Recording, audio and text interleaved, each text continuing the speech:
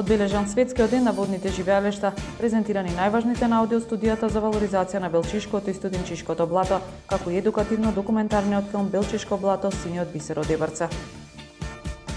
Закажана јавна расправа по нацрт на законот за прогласување на Студенчишкото блато за парк за природата за 23 февруари.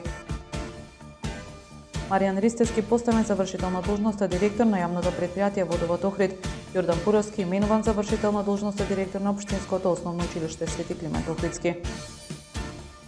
Документарниот филм 100 години фудбал во Охрид премиерно на големото платно на 11 февруари во Центарот за култура Григор Прличев со почеток во 19 часот.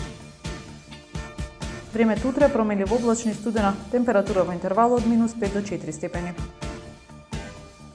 Следете една минута вести на Охрид Нјуз.